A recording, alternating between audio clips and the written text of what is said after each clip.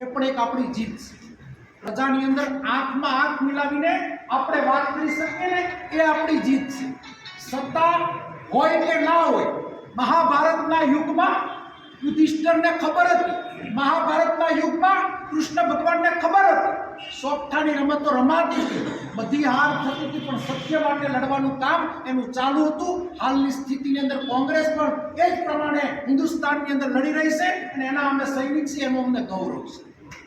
એનું ગૌરવ એટલા માટે કે ખબર છે કે સામી મોટી ફોર્સ છે, પણ ઇતિહાસ મહારાણા પ્રતાપનો એટલે લખાણો એને ખબર હતી કે અકબર સામેને હારવાનું જ હતું, પણ જો એ મહારાણા પ્રતાપ ન લડે તો હિન્દુસ્તાનની સંસ્કૃતિ ટકાવી ખૂબ કપરી હતી। એ રાજસ્થાનમાં મહારાણા પ્રતાપ ઘાસની રોટલી ખાઈને જ્યારે લડતા હતા એ અકબર સામે હારવાના હતા, પણ હારેલાનો પણ ઇતિહાસ લખાતો હોય ત્યારે કોંગ્રેસી કાર્યકર્તાને કોઈ દિવસ નાસીપાસ થવાની એટલા માટે જરૂરિયાત નથી કે તમે ક્યારેય કોઈ ચીટિંગ કર્યું નથી, તમે કોઈના હપ્તા લીધા નથી, તમે કરપ્શન કોઈ કર્યું નથી, તમે કોઈના હાથ નીચે દબાયેલા નથી।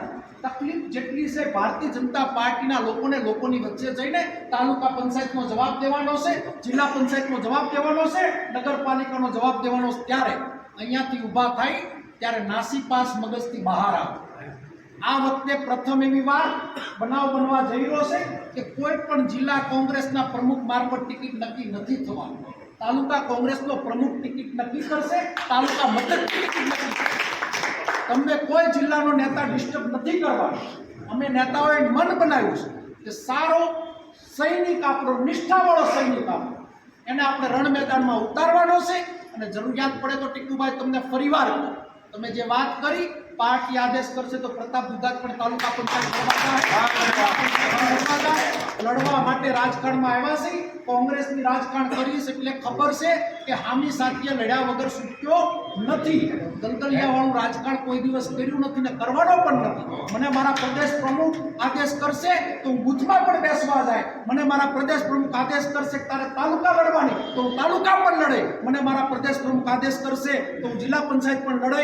ચૂંટણી રંગે સંગે લડવાની છે, લડાવવાની છે અને જીતાડવાની છે। ત્યારે અહીંયાથી ઊભા થાય આપણો હોમના વિસ્તારમાં હોમ યુનિટ બનાવીએ।